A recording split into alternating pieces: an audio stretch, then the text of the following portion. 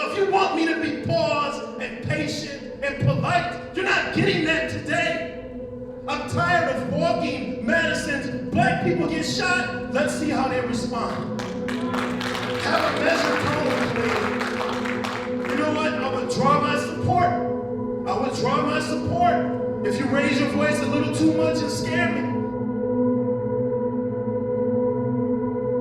I want to be a black man that I want to be.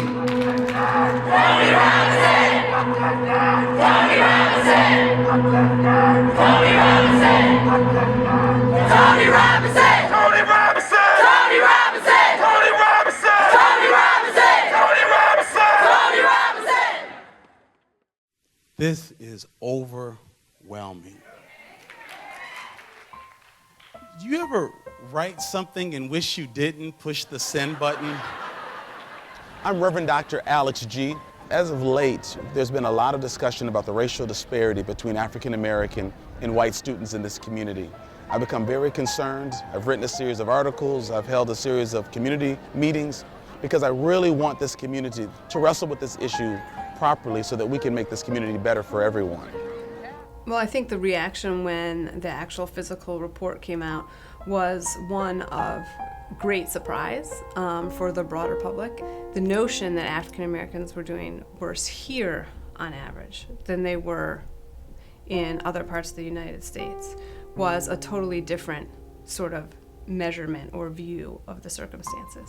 It was such a hard thing because, like I said, I always wanted to be read as different because I knew from a young age that me just being me was something negative.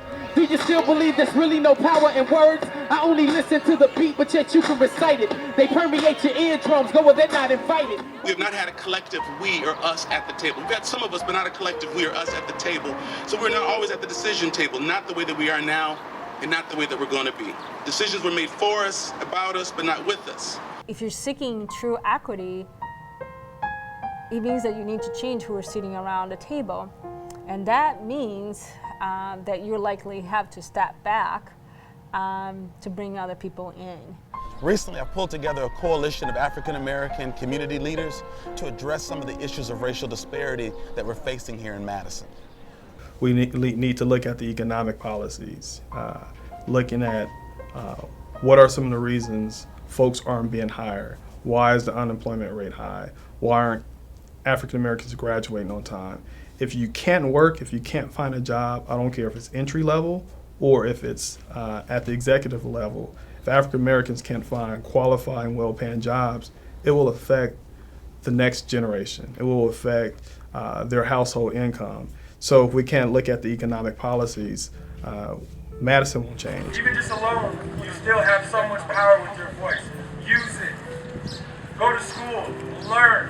Learn about the system that has been putting us down, because that is the only way that we are going to beat this. Madison, who is a predominantly white community, have their majority students be students of color. But we're still operating in this old white framework of behavior and of curriculum. We're not talking about one person, right? We're not talking about one white teacher or one white principal.